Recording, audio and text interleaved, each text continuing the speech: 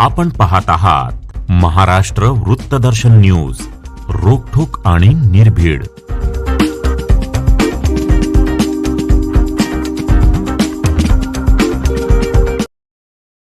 मिरजेतील रमामाता आंबेडकर कॉलनी झोपडपट्टीमध्ये 4 पिढीतील लोक या ठिकाणी वास्तव्यास आहेत.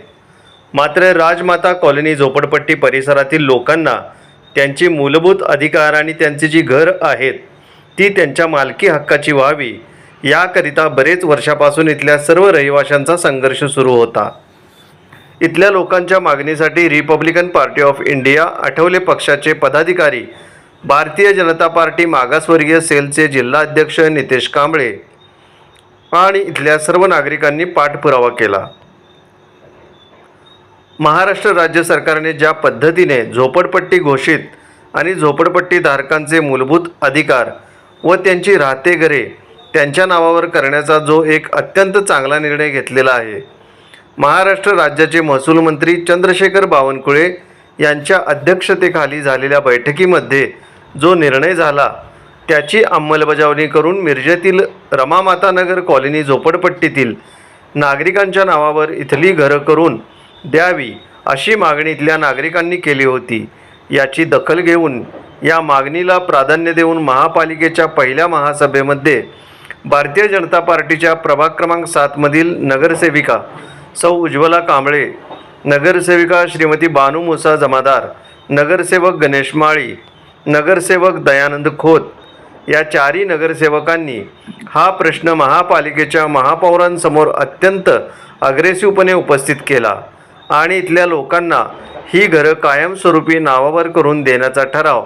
महापालिकेच्या महासभेत मंजूर करण्यात आला. त्याचाच एक आज पहिलं पाऊल म्हणून सांगली मिरज कुपवाड महानगरपालिकेच्या उपायुक्त स्मृती पाटील यांनी इथल्या परिसराची पाहणी करून शासकीय पूर्तता करून इथल्या नागरिकांना येथील घरं त्यांच्या नावावर करण्याची प्रक्रिया करू असे आश्वासन उपायुक्त स्मृती पाटील यांनी इथल्या नागरिकांना दिले आहे. या पाहणी दरम्यान भारतीय जनता पार्टीचे मागासवर्गीय सेलचे जिल्हाध्यक्ष माननीय नितेश कांबळे, नगरसेवक Dayanand Khot, Republican party of इंडियाचे सांगली जिल्हा सरचिटणीस अभिजित आठवले सर, फिरोजभाई जमादार, नितेश वाघमारे, प्रभाकर नाईक, योगेश घोलप,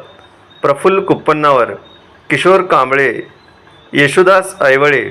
सायली कांबळे, प्रियंका वाघमारे, मिलन वाघमारे, सुषमा गाडे, लक्ष्मी कांबळे, कुसुम गाडे, काजल कांबळे, राणी वाघमारे, स्वाती कांबळे, अनिता खाडे, राजश्री वाघमारे, मंगल सागरे, मंगल कांबळे तसेच मोठ्या संख्येने महिला वर्ग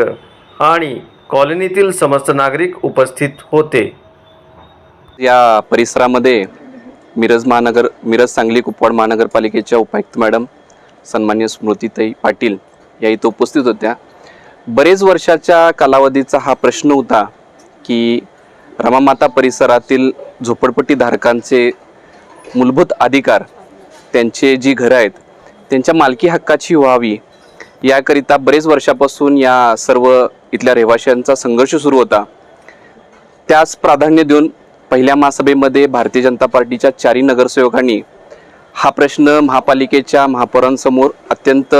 अग्रेसिव्हपणे उपस्थित केला. या पूर्ण प्रक्रियेचा पाठपुरावा करत असताना भारतीय जनता पार्टी असेल,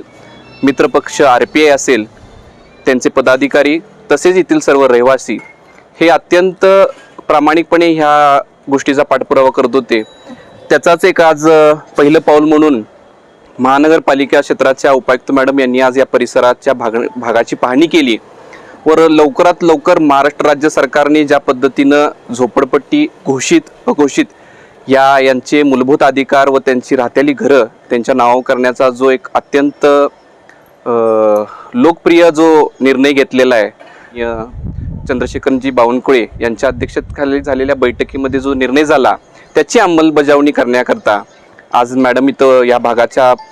पाहणी करण्याकरता आलेल्या होत्या. मी समस्त रमामाता कॉलनी परिसर भारतीय जनता पार्टीचे 4ही नगरसेवक, मित्रपक्ष RPI यांच्या वतीनं मी मॅडमना एकच विनंती करेन की लवकरात लवकर ह्या सर्व कुटुंबांना त्यांच्या स्वतःच्या 7-12 असलेल्या घरामध्ये प्रवेश व्हावा हीच त्यांच्याकडे आज आम्ही इथं मागणी केलेली आहे. रमामाता परिसरातील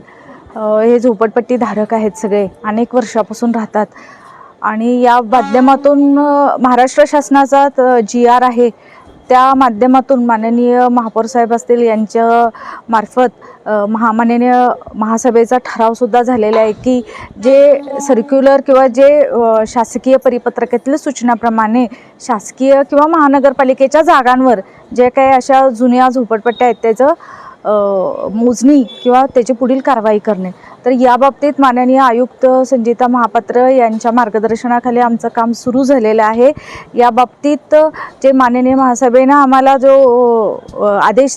ठराव दिलेला आहे त्या दृष्टिकोनातून ह्या मोजमाप करण्यासाठी एजन्सी करण्याच्या संदर्भात लवकरच आम्ही निविदा प्रसिद्ध करत आहोत. तसेच जी काही घरं, काही प्रॉपर्टी कार्ड्स काही लाभार्थ्यांच्या नावावर आहेत तर त्याचंही काम आमचं सुरू आहे. तर त्या माध्यमातून आमच्या इथले सगळे सन्माननीय सदस्य जे आहेत त्यांच्या माध्यमातून त्यांच्या मदतीनं या सगळ्यांचा लवकरात लवकर अंतिम निर्णय शासकीय परिपत्रकाच्या अधीन राहून आम्ही करत आहोत.